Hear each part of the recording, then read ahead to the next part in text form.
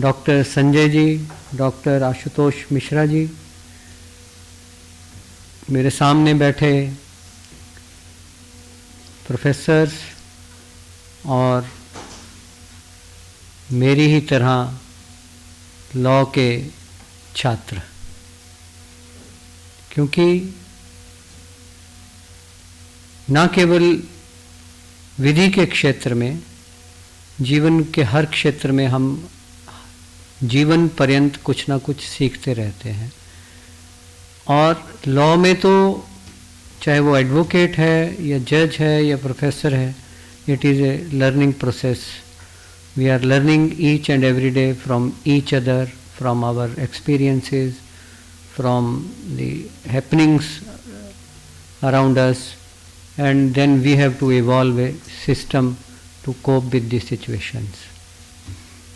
सबसे पहले तो मैं वाइस चांसलर महोदय देवेंद्र जी का और इस कार्यक्रम के आयोजकों का धन्यवाद करना चाहूँगा कि उन्होंने इस विषय पर मुझे आप लोगों से कुछ अपना मत विचार शेयर करने का एक मौका दिया।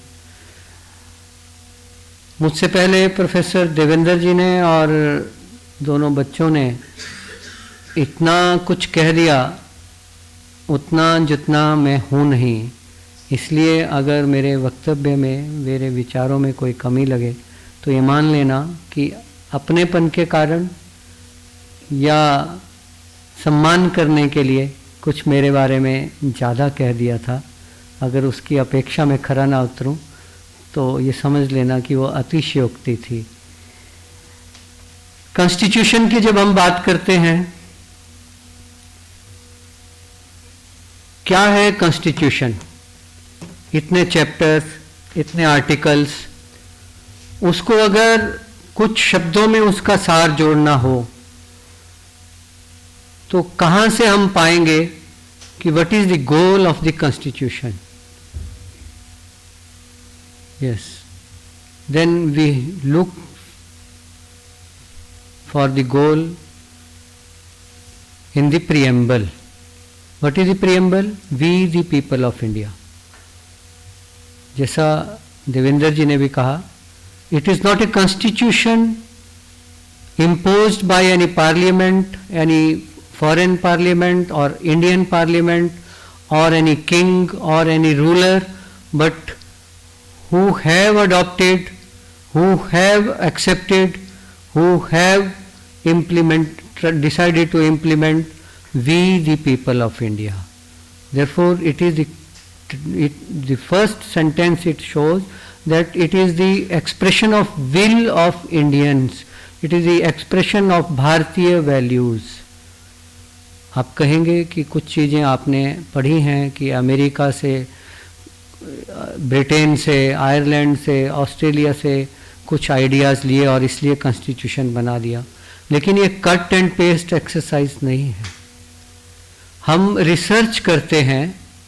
आज भी हम जब कुछ नया टॉपिक लेते हैं, उसको पढ़ने के लिए, उसको आगे बढ़ाने के लिए 10 पुराने पुस्तकों को उठाकर, लेक्चर्स को उठा करके, लिटरेचर को उठा करके उसको देखते हैं, लेकिन उसकी नकल नहीं करते हैं। उसमें से उस अनुभव का लाभ उठाकर हमारा जो आवश्यकता है और हमारा जो अनुभव है उसके आधार पर नई रचना करते हैं। उसी तरह जो कॉन्स्टिट्यूएंट असेंबली थी, उसने विश्व की तात्कालिक घटनाओं के कारण, कुछ देशों के पुराने 100-200 साल के इतिहास से प्रेरणा लेकर के, लेकिन भारतीयों के लिए, भारतीयों के अनुरूप, भारतीय मूल्यों के अनुरूप संविधान की रचना की। वो मैं आपको कुछ बताने की कोशिश करूंगा, जितना मुझे अल्प ज्ञान है, क्योंकि संपूर्ण ज्ञान किसी को नहीं हो सकता। संपूर्ण ज्ञान को प्राप्त करने की ओर हमें बढ़ना होता है। तो we the people of India having solemnly resolved to constitute India into a sovereign, socialist, secular, democratic republic. अब हम में से जो लॉ के छात्र हैं वो ये भी जानते हैं कि सेकुलर और सोशलिस्ट शब्द 1976 में जोड़े गए। तो इनको पहले क्यों नहीं लिया गया, और आज लेने से क्या संविधान का स्वरूप बदल गया, या हमारी सरकार की फॉर्मेशन बदल गई, या जैसी थी वैसी ही रही, ये भी हम विचार करेंगे। और किस लिए? To secure it all to all its citizens justice, social, economical, political, liberty of thought, expression, faith and belief and worship, and equality of status and of opportunity. Forward to promote amongst all the fraternity. कैसी? Assuring the dignity of individual and unity and integrity of the nation. इसी में constitution गोल निहित है कि एक ऐसा राष्ट्र जिसमें सामाजिक, आर्थिक, राजनीतिक न्याय सबको मिल सके, जिसमें सबको विचार रखने, प्रकट करने, विश्वास रखने, किसी पद्धति को मानने और पूजा को करने का अपने तरीके से सबको अधिकार हो, समानता स्टेटस की, जो उसका स्तर है उसकी समानता, और अवसरों की समानता, और कैसी कि व्यक्ति की गरिमा भी बनी रहे लेकिन राष्ट्र की एकता और अखंडता भी अक्षुण्ण रहे, ऐसा भ्रातृभाव पैदा करने की। Irrespective of caste, creed, religion और फाइनेंशियल स्टेटस बंधु हैं हम, और इक्वलिटी है, ये कॉन्स्टिट्यूशन का गोल है। और किसके लिए?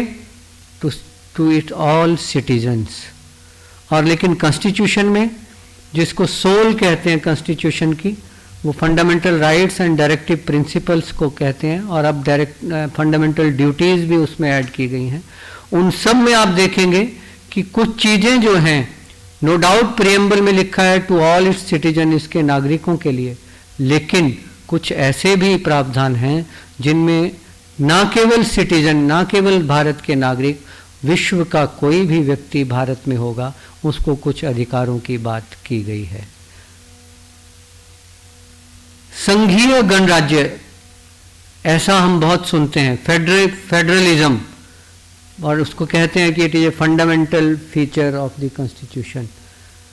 और एक ये भी हमें लगता है कि अंग्रेज भारत में आए तो उन्होंने भारत को एक कर दिया, और उसके कारण भारत एक हुआ, अन्यथा ये बहुत सारे राज्यों में बंटा हुआ था, अलग अलग देश से आपस में लड़ते रहते थे। लेकिन राजनीतिक सत्ता और सांस्कृतिक एकता दो अलग अलग पहलू हैं। भारत में राज्य चाहे भिन्न भिन्न रहे हों, लेकिन अब जब हम प्राचीन और वर्तमान की बात करेंगे तब मैं आपके ध्यान में लाऊंगा कि हम पहले से राष्ट्र थे, राष्ट्र हैं, और irrespective of geographical boundaries of states, we are one nation. There is a difference between country and nation. Country राज्य की राजनीतिक सीमाओं को के अनुसार, भौगोलिक सीमाओं के अनुसार बनती है। नेशन किसी देश की जो संस्कृति होती है उसके आधार पर बनता है। राष्ट्र और देश में अंतर रहता है। देश की एक भौगोलिक इकाई होती है, राष्ट्र की भौगोलिक इकाई नहीं होती। उदाहरण के लिए इजराइल आपके सामने है। 200 से अधिक वर्षों तक कोई देश इजराइल नाम का नहीं था, लेकिन उससे पहले था, और उसके बाद भी अब है टेरिटरी के बाद, लेकिन बीच के 200 साल में वो देश नहीं था, लेकिन एक यहूदी राष्ट्र उन्होंने अपने संस्कृति को जीवित करके जीवंत रखा, और आज वो इसी कारण इजराइल के नाते देश के रूप में खड़ा है। इसलिए जो राष्ट्र और देश में भी आप फंडामेंटल ड्यूटीज में जब जाएंगे तो वहाँ है टू सर्व दी कंट्री, और देश के लिए जब राष्ट्र के लिए जब आवश्यकता पड़े तो उसके लिए बलिदान देने के लिए आगे। तो नेशन और कंट्री दो शब्दों का प्रयोग किया गया, जिससे स्पष्ट है कि ये दोनों अलग अलग होते हैं। तो सबसे पहले तो जब हम कहते हैं कि हम लोकतांत्रिक गणराज्य बनाने के लिए आगे इस राष्ट्र के लिए हमने संविधान को चुना। क्या होता है लोकतांत्रिक राज्य? एक सोशल वेलफेयर स्टेट जिसमें शासक चुनने की, शासक बदलने की और शासक पर नियंत्रण रखने का प्रावधान होता है। लिमिट्स होती हैं शासक की, limits of the ruler, checks and balance, accountability of the ruler, peoples का डायरेक्ट और इनडायरेक्ट इन्वॉल्वमेंट होता है सरकार को चुनने में। और सरकार का क्या काम होता है? निष्पक्ष स्वतंत्र न्याय व्यवस्था कायम करना। और एक और क्या काम होता है लोकतांत्रिक देश में? क्या होता है?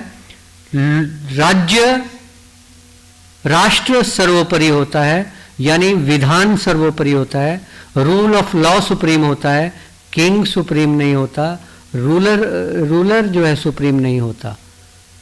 तो भारत में पहले क्या था, अब क्या है और कैसा संविधान हमने किया, इस पर जब हम आगे चर्चा करेंगे तो ध्यान में आएगा। लेकिन हमें ये प्रसारित किया गया कि डेमोक्रेसी हमने कहाँ से सीखी? 1786 में जब अमेरिका का संविधान बना, तब दुनिया को पता लगा कि राज्य नागरिकों के भी अधिकार होने चाहिए।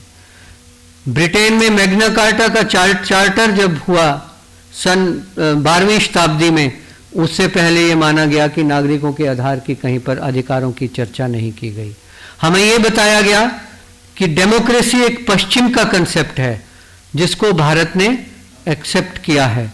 यहाँ की शासन व्यवस्था, राजनीतिक दर्शन, राज्य का उद्देश्य, इसको जब आप तुलनात्मक रूप से देखेंगे तो आपने जब ज्यूरिस्प्रूडेंस पढ़ी है या पढ़ी होगी या आगे पढ़ेंगे तो ध्यान में आएगा कि वेस्टर्न जो रूलर्स थे वो फ्यूडलिज्म, सामंतवाद के साथ थे। वहाँ राजा और शासक शासन करने के लिए और उनकी प्रजा और उनके अधीन काम करने वाले लोगों की ड्यूटी राजा का पोषण करना, शासक का पोषण करना होता था। उनके संवैधानिक अधिकार नहीं होते थे। और ब्रिटेन में भी जाएंगे तो House of Lords and House of Commons, मतलब लॉर्ड्स एक अलग क्लास है, कॉमन्स एक अलग क्लास है। वहाँ एक समान अधिकार दोनों को प्राप्त नहीं थे। तो फिर वो कैसी डेमोक्रेसी की बात करते हैं, इसकी जब चर्चा हम आगे करेंगे तब आपके ध्यान में आएगा। वहाँ राजा के मुख से निकला हुआ शब्द, ऑस्टिनियन थ्योरी जो है, वही कानून होता था। वहाँ नारी की क्या स्थिति है? नारी को पुरुष की पसली से, रिब से बनाई हुई एक वस्तु जो ना मनुष्य है ना जो पशु, ना पशु है, लेकिन उनके दोनों के बीच की एक क्रिएशन है जो मनुष्य के उपभोग के लिए बनाई गई। ये वीमेन का स्टेटस वहाँ की सोसाइटी में था। वो विचारों की स्वतंत्रता की बात करते हैं तो अरस्तु, अरिस्टोटल और गैलीलियो को सत्य बोलने के लिए, विज्ञान के सिद्धांत प्रतिपादित करने के लिए या तो जहर पीना पड़ा या जेल जाना पड़ा, और इस तरह की और बातें करने वालों की आंखें तक फोड़ दी गई। महिलाओं को जिनकी स्वतंत्रता की बात करते हैं उनको जिंदा जितना यूरोप में जलाया गया है उतना किसी और देश में नहीं जलाया गया। तो फिर ये संविधान में क्या हमने इसको फॉलो किया? नहीं। तो फिर संविधान में कहां से हमने शुरू किया? डेमोक्रेसी की बात जहां आती है, कई बार प्राचीनतम की बात करें तो स्पार्टा की बात करते हैं, 754 बिफोर क्राइस्ट, यानी आज से 2900, 2700, 2800 साल पहले स्पार्टा में कहा कि डेमोक्रेसी आई, लेकिन वो कुछ सालों तक रहने के बाद समाप्त हो गई। उसके बाद यूनान में 2500 साल पहले डेमोक्रेसी की चर्चा आती है, रूल बाय पीपल, या जिसको डेमोक्रेटिया भी कहा गया, लेकिन वो भी 2300 वर्ष पूर्व समाप्त हो गया। और उसके बाद फिर वही फ्यूडलिज्म, वही सामंतवाद, वहीं राजा के लिए सबको सेवा करने का कर्तव्य, यही उनके ऊपर हावी रहा। लेकिन भारत की क्या स्थिति थी? जब भारत की सभ्यता के बारे में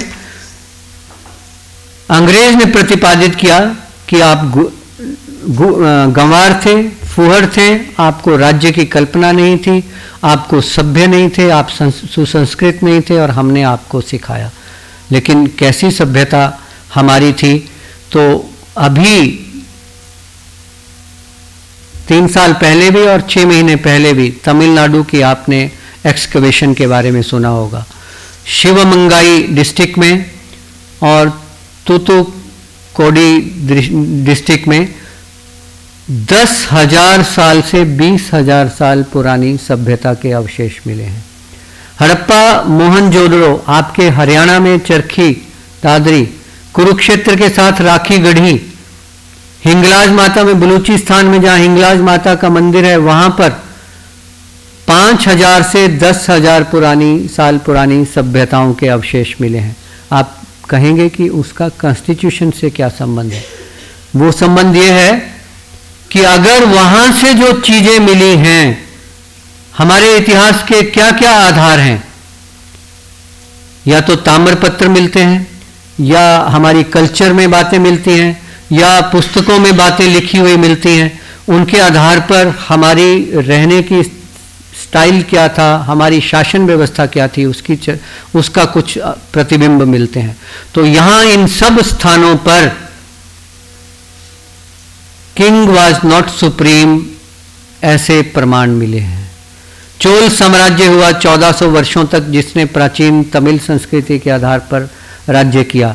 वहां पर ताम्रपत्र मिले हैं जिसमें चुनाव करने की व्यवस्था ताड़ के पत्तों पर अपने मनपसंद प्रत्याशी का नाम लिखकर घड़े में डालकर उसको चुनाव करने की व्यवस्था का वर्णन आता है। एक गणराज्य जिसमें राजा सत्ता का केंद्र तो था लेकिन राजा सुप्रीम नहीं था। He was not above the law, king was also subject to the law, और वो राजा कानून नहीं बदल सकता था। और उन ताम्रपत्रों से जो मतदान से स्थानीय प्रत्याशी चुने जाते थे, आज हम प्रिवेंशन ऑफ करप्शन एक्ट की बात करते हैं, इसमें अगर कोई प्रत्याशी करप्शन करता हुआ करप्ट मीन से इलेक्शन लड़ता है तो उसके ऊपर प्रतिबंध लगाते हैं कि वो चुनाव नहीं लड़ सकता। अभी कुछ डेवलपमेंट हो रही है कि कुछ क्रिमिनल केसेस में अगर सजा हुई है तो प्रत्याशी चुनाव ना लड़ सके, इसका प्रावधान। लेकिन चोल साम्राज्य में क्या था कि जो प्रतिनिधि करप्शन करता हुआ पाया जाए तो ना केवल वह बल्कि उसकी 3 पीढ़ियों तक उसके परिवार से कोई चुनाव नहीं लड़ सकता था। तो करप्शन के बारे में आप 0 टॉलरेंस की बात करते हैं, वहां तो -0 टॉलरेंस थी कि एक ही व्यक्ति नहीं, उसकी 3 पीढ़ियों तक भी उसको चुनाव लड़ने से वंचित किया जाता था। तो ये डेमोक्रेटिक सेटअप की बात जो हम करते हैं, तो इसलिए जब संविधान में हम बात करते हैं कि ये पश्चिम से लिया गया या हमारा है, उसके लिए कुछ उदाहरण मैं बाद में आपके सामने रखूंगा। लेकिन वो कहाँ से मिलते हैं? नालंदा, तक्षशिला, विक्रमशिला विश्वविद्यालय थे जहाँ 10-10 हजार विद्यार्थी विदेशों से आकर आवासीय विद्यालयों में हॉस्टल्स के साथ विद्या ग्रहण करते थे। तो क्या वो राज्य कैसे थे? वहाँ राज्यों का वर्णन आता है। भारत में गणराज्य थे, लिच्छवी गणराज्य, वैशाली गणराज्य, कठ प्रदेश का गणराज्य, जहाँ महात्मा बुद्ध का जन्म हुआ वह भी कपिलवस्तु जिसकी राजधानी थी वह भी एक गणराज्य था। ऐसे सैकड़ों गणराज्यों की इतिहास हमें प्राचीन शास्त्रों को जब हम पढ़ते हैं तो दिखता है। हिमाचल प्रदेश में मलाना 5000 साल पुराना वहां पर लोकतांत्रिक शासन था। क्या था उसमें? प्रत्येक घर से एक व्यक्ति, वो एक सभा बनती थी और वो सब घरों के व्यक्ति मिलकर के अपने में से 14 प्रमुख व्यक्तियों को चुनते थे। वो 14 प्रमुख व्यक्ति लोकतांत्रिक व्यवस्था के अनुसार अपना राज्य चलाते थे। अशोक के बारे में हम पढ़ते हैं, कलिंग पर विजय अशोक ने प्राप्त की, 1 लाख लोग उसमें मारे गए। लेकिन उसमें कुछ और भी चीजें हमें, क्योंकि हमें, मैं इसलिए आपको कह रहा हूं कि जो मैं कह रहा हूं ये थोड़ी सी आपको इग्नाइट करने के लिए बातें कह रहा हूं, क्योंकि आप छात्र हैं, आप खोज करेंगे, अन्वेषण करेंगे तो पाएंगे कि हमें अपने इतिहास को किस ढंग से देखना चाहिए। कलिंग पर अशोक की विजय हुई एक ऐतिहासिक घटना है, लेकिन वहीं हमें यह भी पढ़ना चाहिए कलिंग में शासन व्यवस्था किसकी थी। वहां डेमोक्रेटिक मोनार्क था, राजा था, लेकिन राजा प्रजातांत्रिक राजा था। अष्टप्रधान उसके निर्णय लेते थे। तो जिस तरह काउंसिल ऑफ मिनिस्टर्स आज होती है, तो राजा का निर्णय अंतिम नहीं होता था। वहां प्रजा के चुने हुए व्यक्तियों में से जो निर्णय लिया जाता था, राजा उसका अनुपालन करता था, उसको फॉलो करता था। तो कलिंग भी एक गणराज्य था।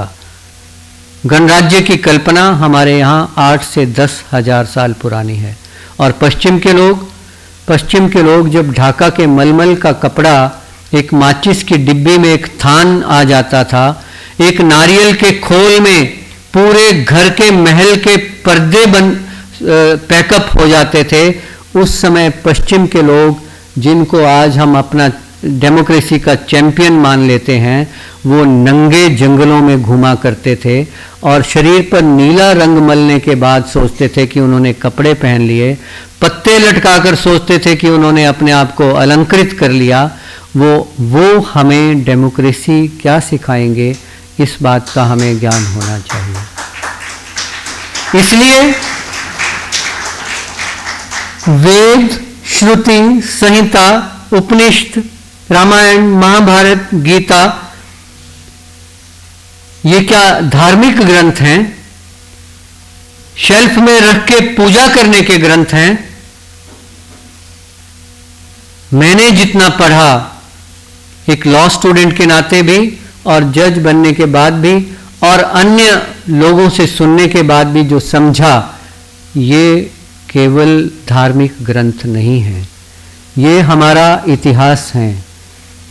ये हमारी राज्य व्यवस्था के बारे में बताते हैं।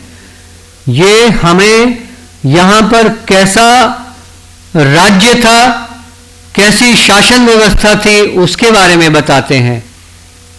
गीता में, महाभारत में शांति पर्व नाम का एक चैप्टर है, जिसमें युधिष्ठिर ने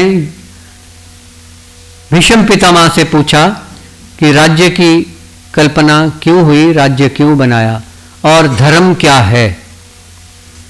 तो भीष्म पितामह ने उत्तर दिया था, राइटियस पाथ इज धर्मा, जो सही मार्ग है वही धर्म है। और सही मार्ग क्या है कि मनुष्य के अंदर जो पशु वृत्तियां रहती हैं, उनको नियंत्रित करने के लिए राज्य की स्थापना की जाती है, ताकि जो कमजोर से कमजोर व्यक्ति भी है, वो शस्त्र युक्त शासक के सामने समानता के साथ खड़ा होकर अपने विचार व्यक्त कर सके और अपने अधिकार को प्राप्त कर सके। शॉर्ट में, what is the aim of establishment of kingdom? To establish rule of law.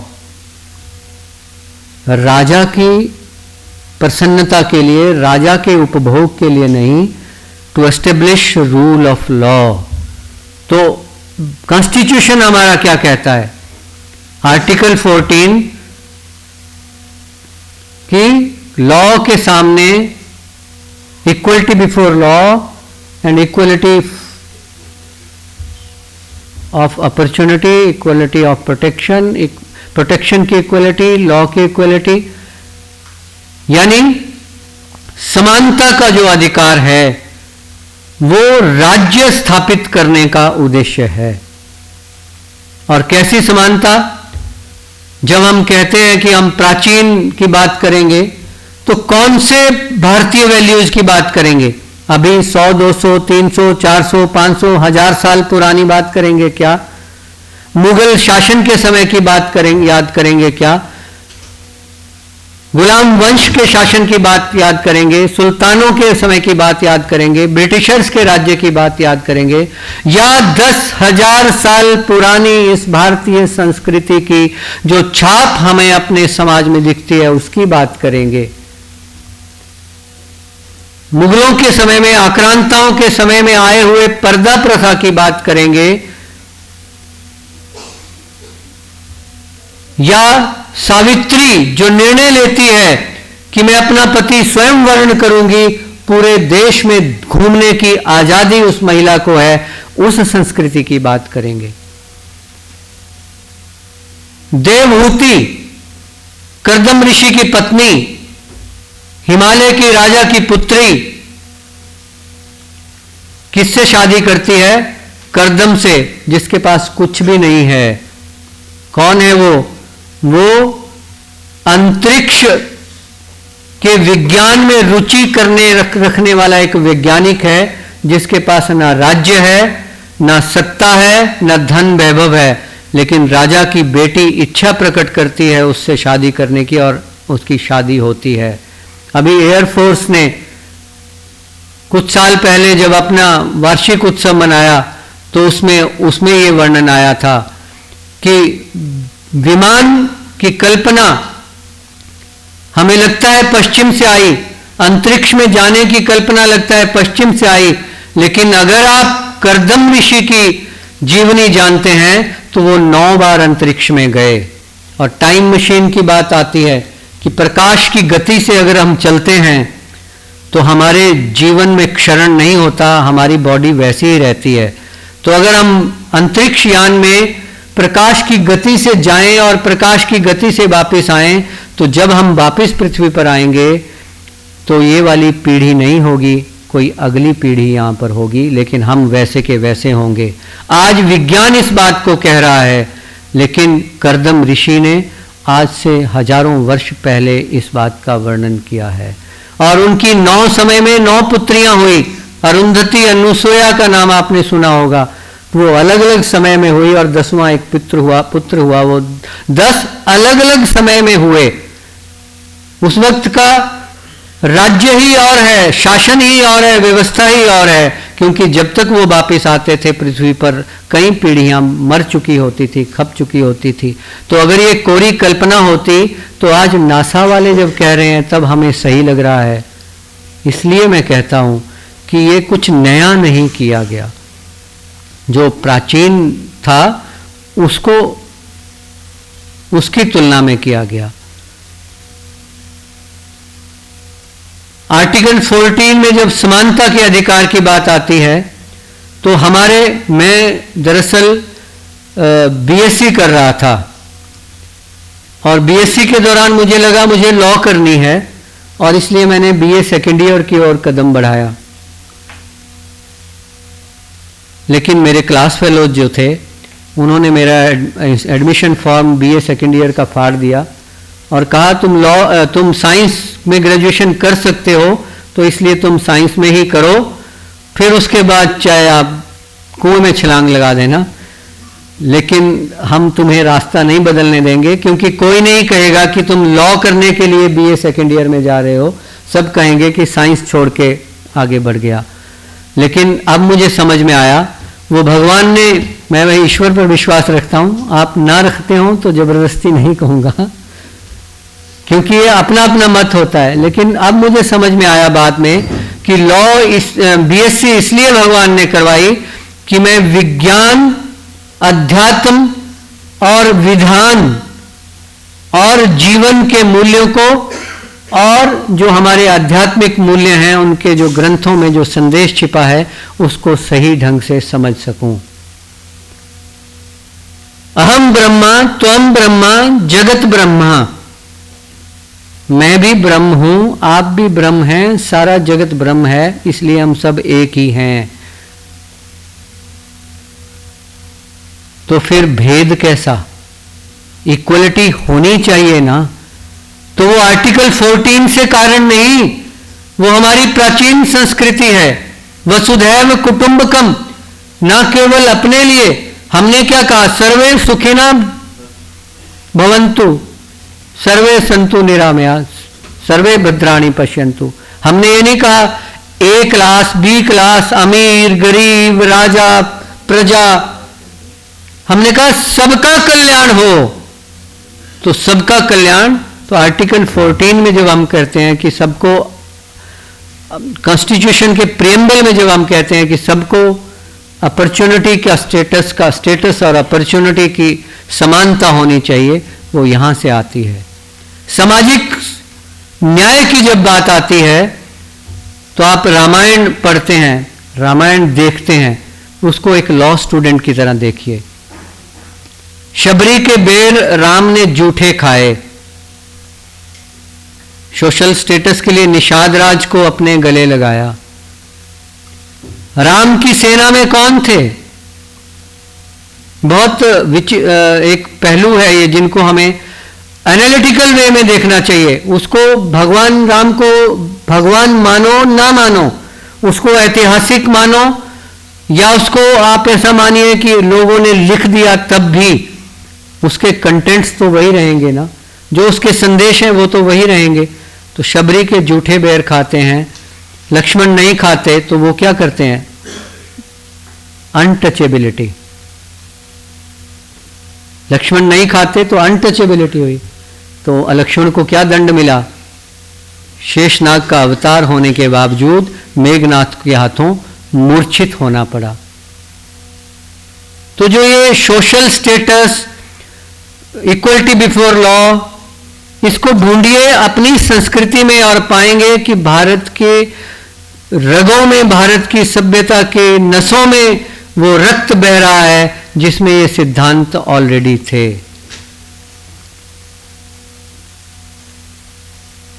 Ravan ऋषि का पुत्र, वेदों का ज्ञाता, लेकिन उसको हम परम विद्वान के रूप में तो नहीं मानते। हम क्या कहते हैं? राक्षस, राक्षस कहते हैं। दूसरी तरफ जंगलों में रहने वाले लोग जो राम के साथ न्याय के पथ पर चलते हैं, उनको पूजनीय मानते हैं। यानी हमारी संस्कृति क्या है कि कौन अच्छा, कौन बड़ा, जो संवैधानिक मूल्यों को स्थापित करे, जो राज्य व्यवस्था में न्याय व्यवस्था का स्थापित करे, वह बड़ा है। आर्टिकल 15-16 की बात आती है।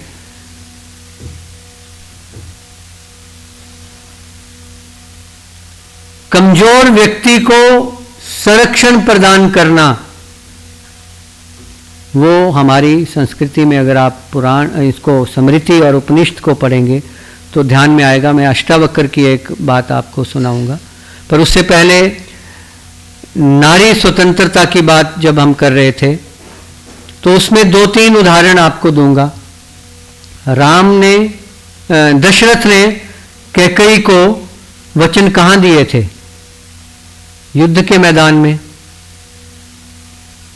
क्यों दिए थे? क्योंकि जब दशरथ घायल हुए तो कैकेयी रथ को चलाते हुए, शत्रुओं से लड़ते हुए दशरथ को बचा के ले आई।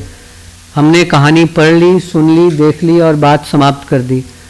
लेकिन उससे क्या निकलता है कि कैकेयी युद्ध के मैदान में युद्ध करने गई थी, खाना बनाने नहीं गई थी, बटन का काज लगाने नहीं गई थी। तो युद्ध क्षेत्र में तभी गई थी जब नारी को युद्ध कला सीखने की अनुमति थी, उसको शिक्षा की अनुमति थी। गार्गी का गुरुकुल तभी चलता था जब महिला को शिक्षा में बराबरी का अधिकार था। मंडन मिश्र और शंकराचार्य के शास्त्रार्थ में भारतीय न्यायाधीश के रूप में चुनी गई क्योंकि वो पढ़ना लिखना महिलाओं को सिखाया जाता था। ये तो प्राचीन बात हो गई। अभी 300 साल पहले, 100 साल, 150 साल पहले, सबसे पहले 1772 में रानी वेलू नचियार, नेट पे आप टाइप करके सर्च करना, Veera Mangai of district of state Sivagangai of Tamil Nadu, पति के देहांत के बाद महिलाओं की टुकड़ी के साथ अंग्रेजों के साथ युद्ध लड़ा और 1782 में अपने राज्य को फिर से प्राप्त किया। और 10 साल शासन के बाद उसकी पुत्री शासन में बैठी, जिसने भी 10 साल तक युद्ध लड़े। तो वो क्यों? रानी चेन्नम्मा मैंगलोर के पास कर्नाटका में, तो वो भी युद्ध कला में भी प्रवीण थी और विद्या में भी प्रवीण थी। रानी झांसी के बारे में तो हमने सबने सुना है।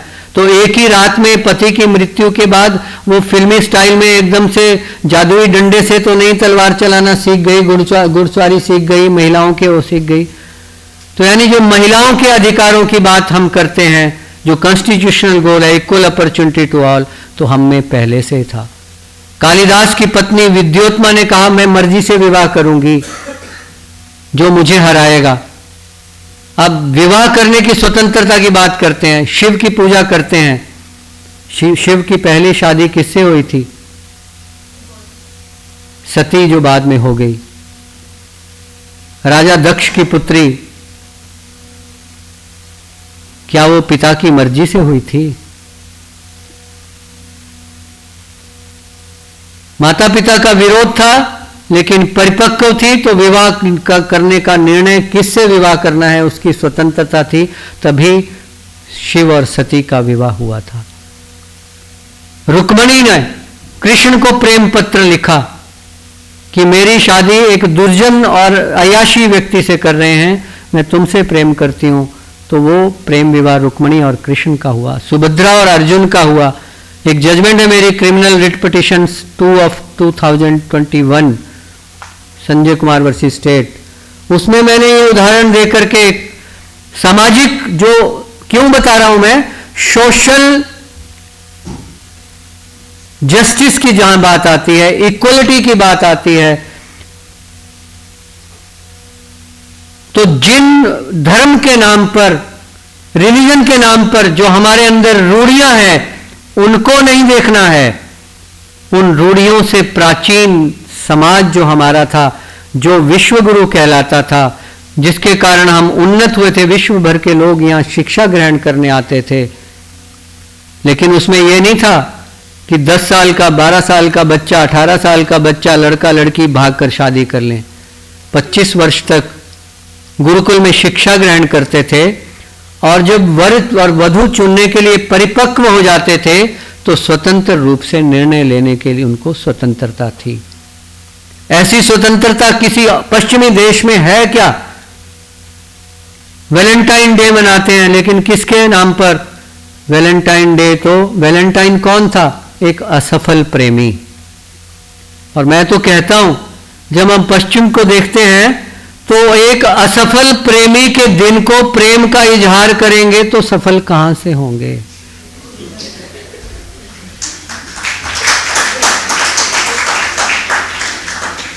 मतलब मेरा यह कहना है कि अपने आप को पहचानो, अपने आप में वो गुण पैदा करो, अपने आप में सक्षमता पैदा करो कि स्वयं कोई लड़की, स्वयं कोई लड़का आपके पास आए कि आप मेरे जीवन साथी बनने के योग्य हैं।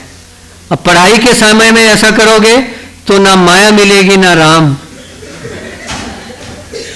क्योंकि कैरियर नहीं बनेगा तो या लड़की छोड़ जाएगी या लड़का छोड़ जाएगा, और ना पढ़ाई हुई ना ही विवाह हुआ। तो इसलिए हमें, मतलब एक क्रिटिकल के रूप में, एक छात्र के रूप में इन घटनाओं को देखना चाहिए, पढ़ना चाहिए, सुनना चाहिए। अब गीता की बात करते हैं। गीता में कहते हैं, आप तो हरियाणा के एक कॉलेज में पढ़ रहे हैं, कुछ बाहर के भी होंगे। क्या है गीता में? या पिंडे सा ब्रह्मांडे, सब में मैं ही हूं। जब सब में मैं ही हूं तो भेद कैसा? तो कौन सी जाति का भेद? उनका गुण कर्म विभागशा, गुण और कर्म के अनुसार मैंने विभाग बनाए हैं। और साइंस कहां है? वहां law of conservation of energy सबने पढ़ा होगा। Energy can neither be created nor be destroyed, it change it's forms. मैं न मरता हूं न मारा जाता हूं, मैं अलग अलग रूपों में अपने आप को मैनिफेस्ट करता हूं। या पिंडे सा ब्रह्मांडे, जो पिंड में है वो ब्रह्मांड में है, जो कण में है, जो टेबल में है, जो मुझ में है, जो माइक में है, जो कागज में है, जो इस बिल्डिंग में है, वो सब में है। एटॉमिक संरचना क्या है? न्यूक्लियस और इलेक्ट्रॉन्स उसके गिर्द घूमते हैं। और ब्रह्मांड में क्या है? सूर्य ग्रह उसके गिर्द घूमते हैं, और एक सूर्य नहीं। महर्षि वेदव्यास के पुत्र शुकदेव ने कहा कि 9 सूर्य घूमते हैं। 9 सौर परिवार मैंने देखे हैं और ये अनंत हैं। आज अमेरिका वाले भी कहते हैं नासा के अन्वेषण के आधार पर कि 9 तो उन्होंने भी ढूंढ लिए हैं, लेकिन ये इनफाइनाइट है, इन्फिनिटी है इसकी। तो या पिंडे सा ब्रह्मांडे, और ये माया अनंत है। तो ये जो पुस्तकें हैं ये पूजा पाठ के लिए नहीं है, ये अध्ययन के लिए हैं। अध्ययन करके उसमें सत्य को खोजने के लिए हैं।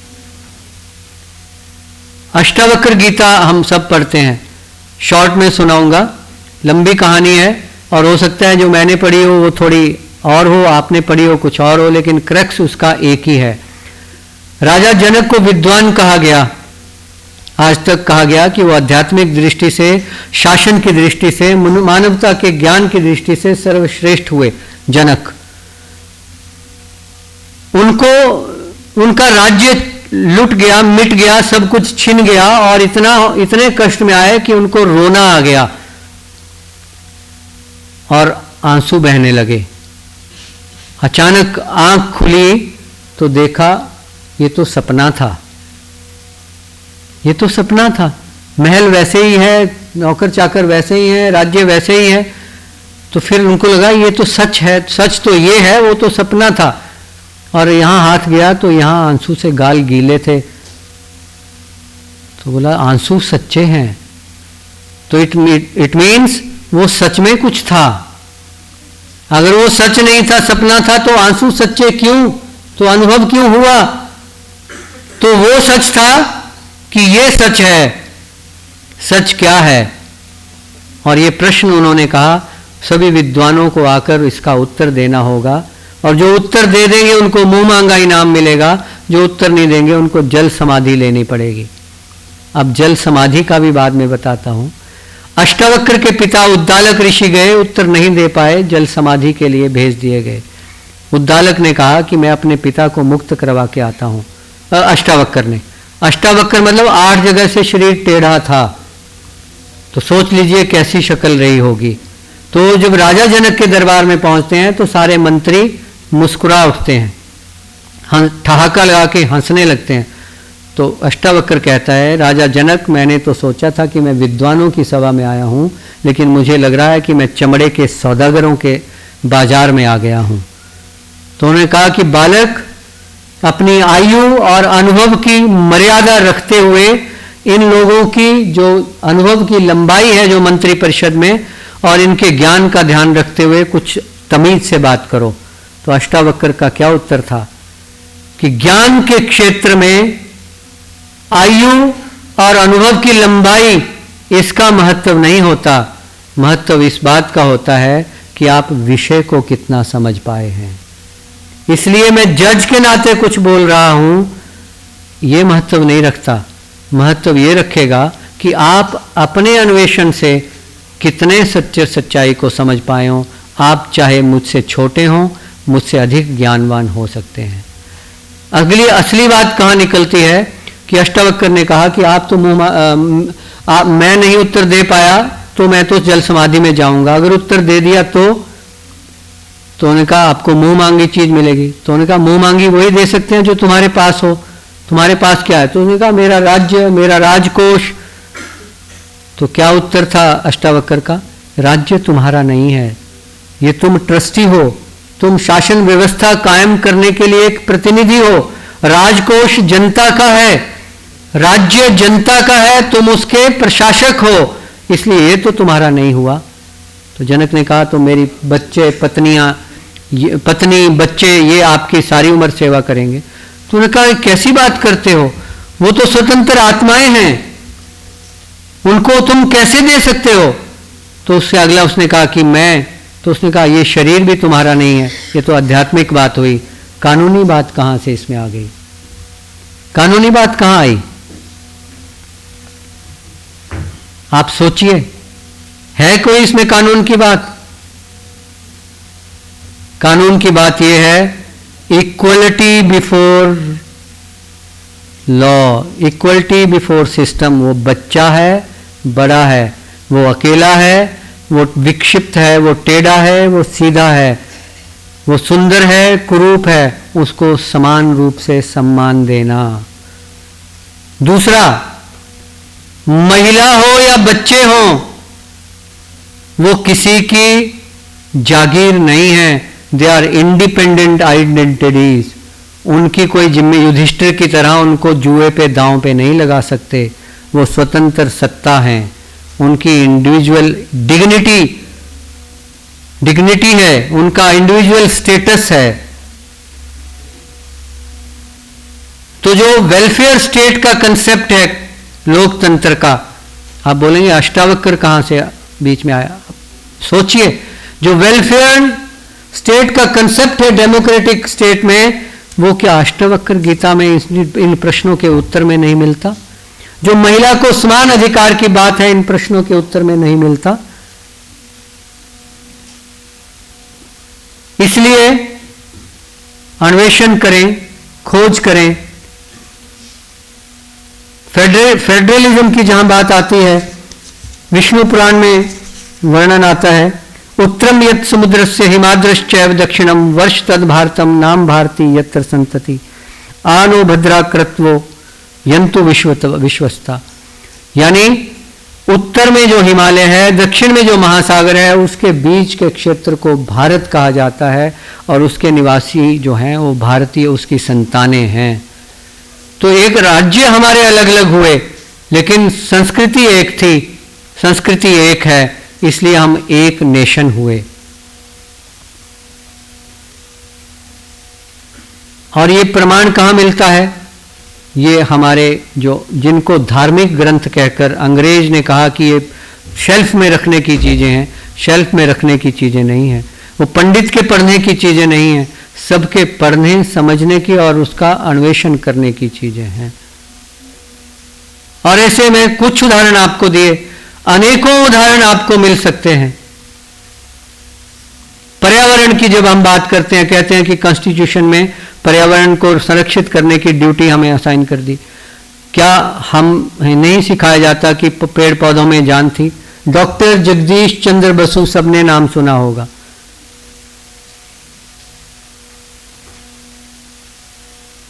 वैज्ञानिक हुए भारत के, उनकी मां ने कहा था कि पौधे में भी जान होती है, रात के समय इसको तोड़ना नहीं, आवश्यकता ना हो तो पेड़ को काटना नहीं।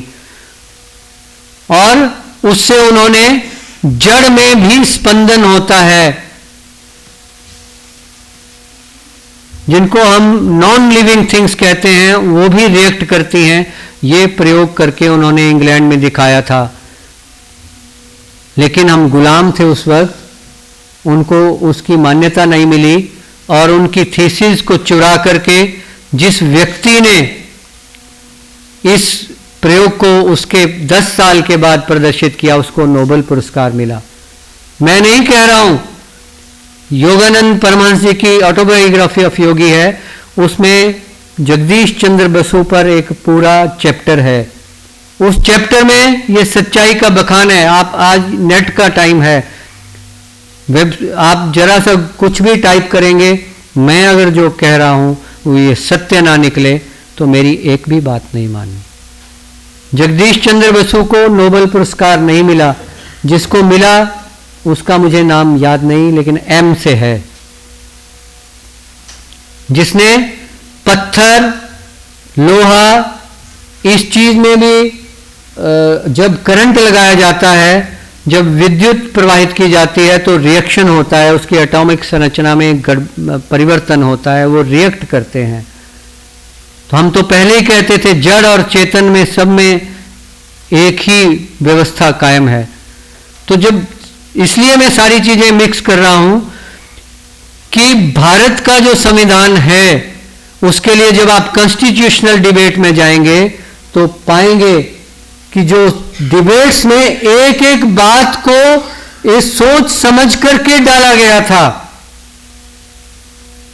ये ऐसा नहीं आयरलैंड से उठा लिया, अमेरिका से उठा लिया, विदेश से उठा लिया। भारत की कल्चर क्या है और भारत के लोग क्या कहते हैं, क्या चाहते हैं। जैसे सभी के बारे में कल्पना कि सबको मत रखने का अधिकार है। चारवाक ऋषि हुए, उन्होंने कहा ऋणम कृत्वा घृतम पिबेत, भगवान नाम की कोई चीज नहीं है, इसलिए आप ऋण लो, घी पियो और लौटाने की चिंता मत करो, क्योंकि जिसने उधार दिया है इसका मतलब उसके पास फालतू था। तो उनको हमने क्या कहा? उनको हमने कहा ऋषि। ऋषि यानी एक विचारक, चाहे वो मार्क्स है, चाहे वो भारत का दीनदयाल उपाध्याय हो, वो स्वामी विवेकानंद हो, वो यीशु का प्रचार करने वाले हों, वो मुस्लिम धर्मगुरु हों, उन सब का मत रखते हुए, सबको समान सम्मान देते हुए, क्योंकि हम अभी एक नया शब्द यहां पर आया टॉलरेंस, कि टॉलरेंस होनी चाहिए। भारत की संस्कृति टॉलरेंस की बात नहीं करती, तो क्या इनटॉलरेंस की बात करती है? नहीं, कुछ और बात करती है, वो है acceptance. We the people of India believes in acceptance of all, not tolerance. Tolerance तो जबरदस्ती की बात हुई। वी एक्सेप्ट ऑल, हम हैं ही संस्कृति। एक है भी संस्कृति, नहीं, हम हैं भी संस्कृति, हिंदी का भी, और एक है ही संस्कृति, मैं ही। एक है मैं ही, एक है मैं भी। ओनली आई ऑल्सो, दो डिफरेंट कल्चर्स हैं दुनिया में। कुछ लोग कहेंगे मैं ही ठीक हूं, जो मेरे अनुसार नहीं चलता उसको जीने का अधिकार नहीं है, वो भटका हुआ है, उसको या तो मेरे साथ आना पड़ेगा या उसकी गर्दन काटनी पड़ेगी। वो है मैं ही। और मैं भी क्या है कि मैं भी आप में से एक हूं। आप कुछ सोचते हैं वह भी सही है, मैं कुछ सोचता हूं वह भी सही है। और इसी कारण जब इस्लाम भारत में आया तो इस्लाम में भी सूफी संस्कृति भारत में पैदा हुई, जो बाहर के देशों में पैदा नहीं हुई। भारत के मुस्लिम सूफी संस्कृति में विश्वास रखते हैं, जिसमें वो मानते हैं कि हम सब साथ चलेंगे, लेकिन जब कट्टरवाद आता है तो वो एक का हो, हिंदू का हो, मुसलमान का हो, वो इनटॉलरेंस की तरफ बढ़ता है। जबकि हमने तो क्या कहा भारत ने, वसुधैव कुटुंबकम, मैं भी, यानी मैं भी उसी भगवान को प्राप्त करना चाहता हूँ, उसी अल्लाह को प्राप्त करना चाहता हूँ, उसी गॉड को प्राप्त करना चाहता हूँ। मेरे सोचने का तरीका अलग हो सकता है, तुम्हारा सोचने का तरीका अलग हो सकता है, लेकिन हम सब मैं भी आप में से एक हूँ। तो हम भी संस्कृति का पालन जब करते हैं तो एक्सेप्टेंस ऑफ ऑल, किसी को बुरा नहीं। फिर वो ला इलाही इल्लल्लाह हो, या अहम ब्रह्मा त्वम ब्रह्मा जगत ब्रह्मा हो, या we are all sons of the god कहने वाले यीशु हों, या किसी और मत में अपने विचारों को व्यक्त करने वाले लोग हों, वो भारत की संस्कृति है। भारत ने ये नहीं कहा मैं ही सही कहता हूं, अभी मैंने कहा आनो भद्राकृत वो यंतु विश्वता। जो भद्र विचार हैं वो विश्व के हर कोने से हम तक आए और हम सत्य का अन्वेषण करें। तो यही हमारा कॉन्स्टिट्यूशन कहता है। सेकुलर सोशलिस्ट शब्द जब कॉन्स्टिट्यूशन बना तो क्यों नहीं डाले गए? आप डॉक्टर अंबेडकर के नाम से यूनिवर्सिटी बनी है, उनके विचारों को पढ़िए, उनकी पुस्तकों को पढ़िए। आज डॉक्टर अंबेडकर का नाम लेकर के कुछ भी कह दिया जाता है। मेरी मां कहती थी कि किसी ने पढ़ा नहीं होता और हमने भी पढ़ा नहीं होता। फिर क्या होता है, जिसने नहीं पढ़ा है वो इतने जोर शोर से बार बार डंका पीट पीट कर बोलते हैं कि फलां व्यक्ति ने ये कहा है, गीता में ये लिखा है, शास्त्र में ये लिखा है, और हमें भी पता नहीं होता और हम मान लेते हैं, पता उसको भी नहीं होता।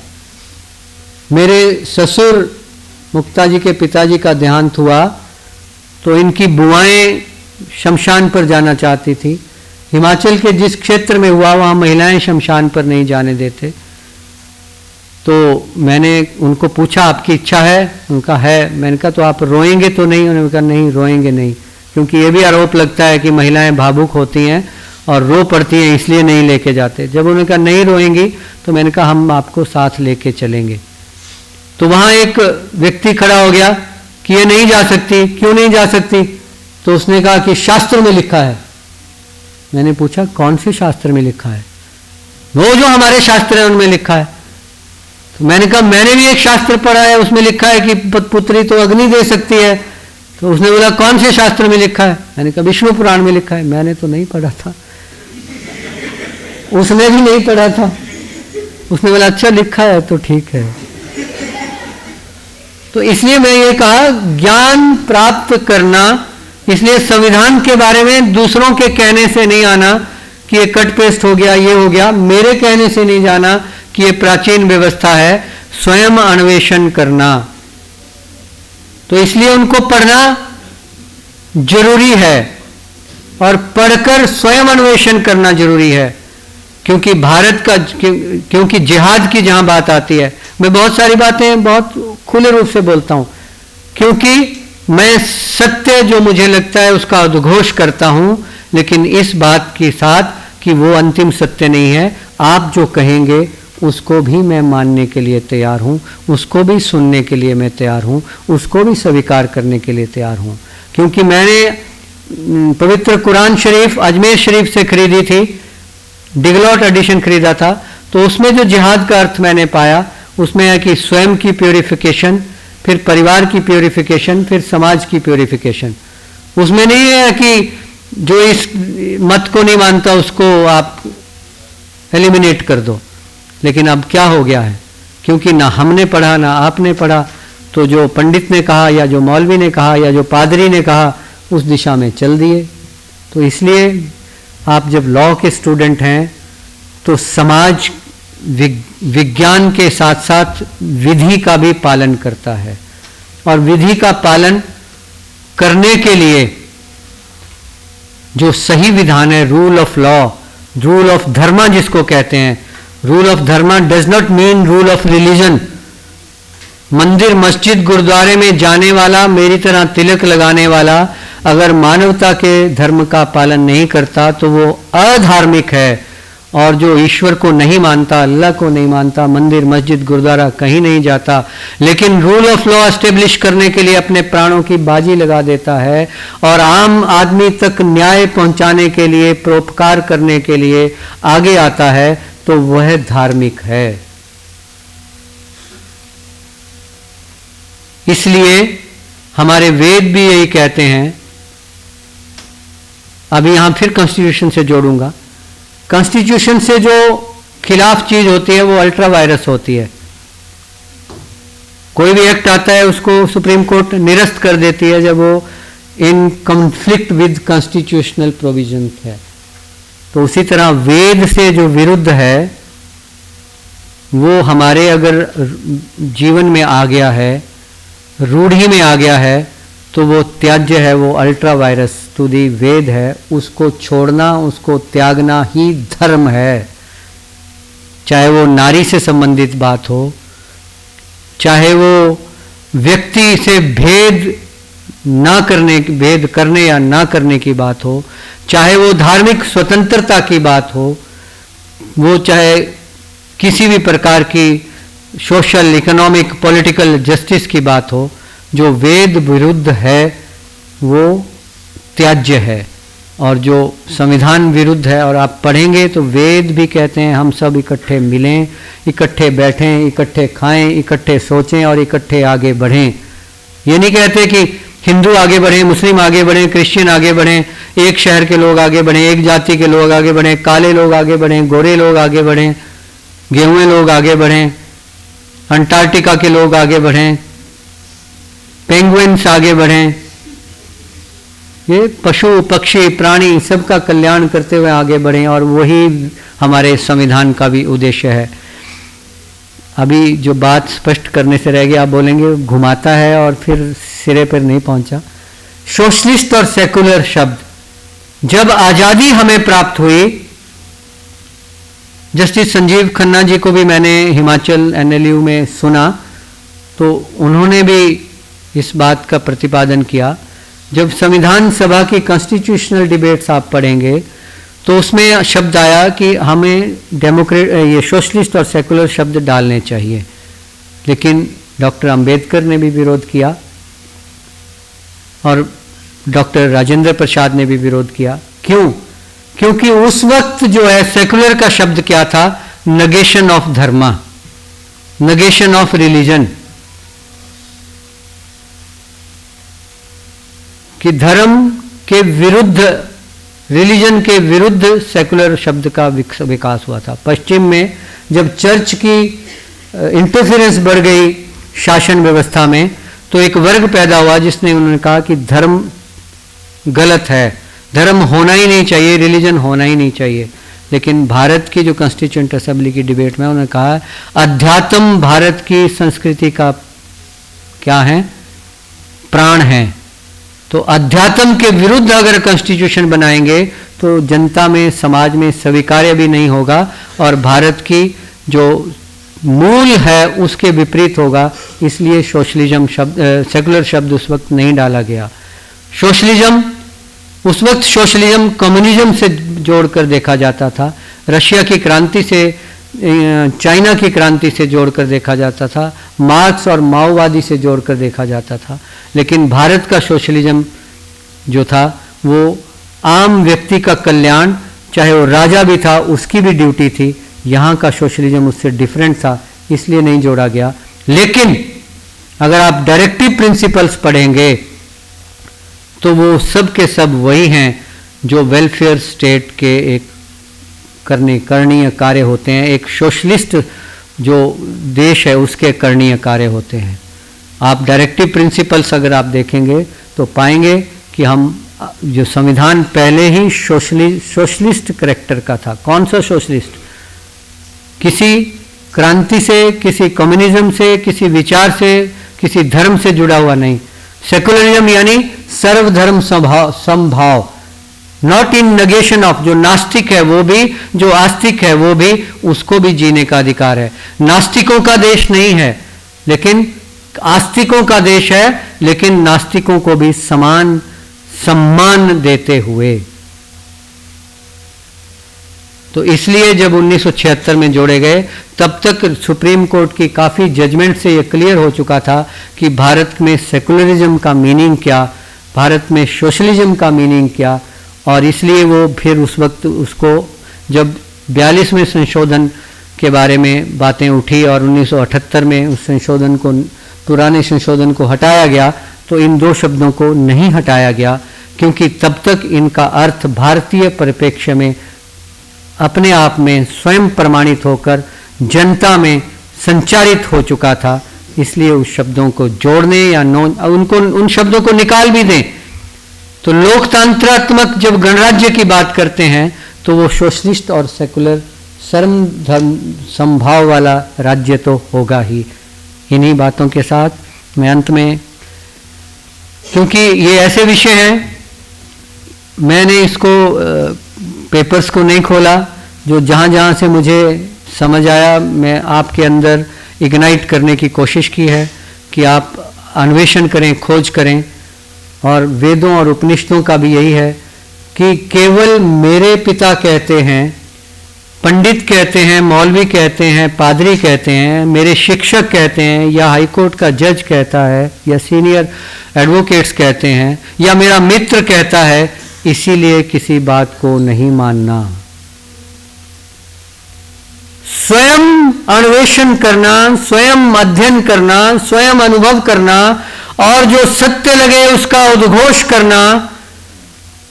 और उद्घोष करते बार एक बात याद रखना कि जो मैं कह रहा हूं यानी जो आप कह रहे हैं वही अंतिम सत्य नहीं है। एक्सेप्टेंस ऑफ ऑल, जो दूसरे ने अनुभव किया वह भी सत्य है, और सब मिलकर हम आगे बढ़ेंगे। तो इस आगे से कभी आप ये नहीं कहेंगे कि ये कट पेस्ट एक्सरसाइज है, ये हमारे देश की संस्कृति का मूल है इसमें, और इसीलिए हमें स्वीकार्य है। इसीलिए 75 वर्षों से ये संविधान हम पर शासन व्यवस्था को सही तरीके से लागू करने में सफल हो चुका है। बहुत सारे ऐसे संविधान हैं जो बहुत समय पहले बने और मिट गए, कोई 10 साल, कोई 20 साल, कोई 30 साल में, और वहाँ आमूल चूल परिवर्तन हो गया। लेकिन हमारा संविधान 75 वर्ष से सफलतापूर्वक हमें एक सही दिशा में ले जा रहा है और आगे भी लेता जाएगा। और लेकिन जब तक आप इसकी इसेंस को समझेंगे तब तक, जब इसको बाहर का समझेंगे, अपनी संस्कृति से नहीं जोड़ पाएंगे, तो बाहर से कोई चीज़ थोपी नहीं जाती। एक उदाहरण देकर के समाप्त करूंगा। विद्वान कौन माना जाता है भारतीय संस्कृति में? महर्षि वेदव्यास। अब जाति पर मैं बोल रहा हूं कुछ। महर्षि वेदव्यास, महर्षि वेदव्यास किसकी संतान हुए? महाभारत में आता है वर्णन,